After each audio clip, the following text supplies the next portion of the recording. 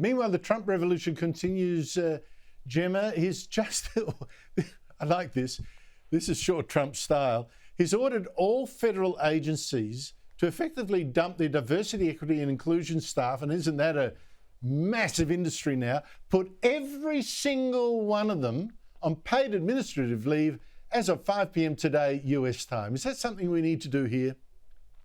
Well, it's a pretty Trumpian move, isn't it, in terms of go hard or go home. Look, I think the old, taking a step back, the old statement about where America goes, the world follows is true.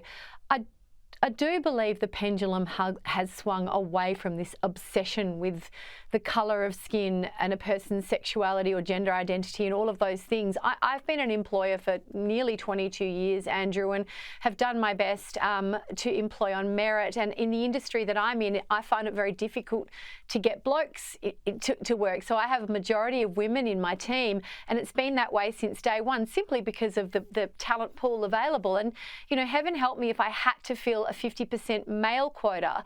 I think this stream, as you say, it is an industry, is so out of touch with everyday Australians and clearly everyday Americans because they voted for him.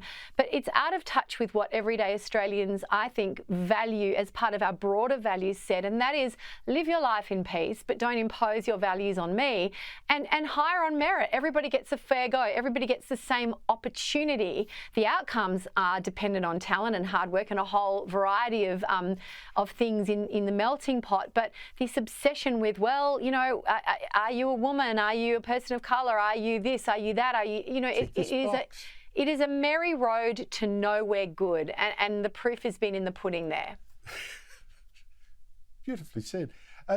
Daniel, it reminds me of the scene, a beautiful chapter in Hitchhiker's Guide to the Galaxy, Douglas Adams, one of Elon Musk's favourite books, where they collect a rocket. They say, you're going to create a new civilization. We want people who clean, the hygienists who clean the telephones, and all these people, and, you know, HR people, and now I guess diversity and equity. Fire them in a rocket, and no one cares that they don't come back.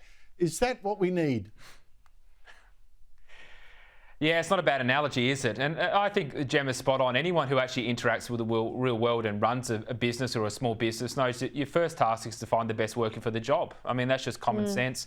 And I think, you know, people and Australians and those in the Western world are just so thoroughly over this. You know, people might call it reverse discrimination or positive discrimination. I've never understood those terms because there's nothing positive about discrimination at all, no matter which way it's going. And people are over it. They just want the best person for the job, no matter what area of life it's in.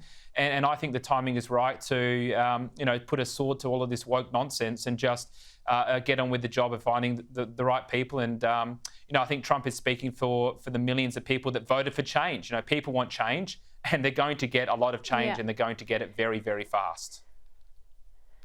Oh my gosh, it's so stunning what we're seeing already, Gemma and Daniel. It's just unbelievable.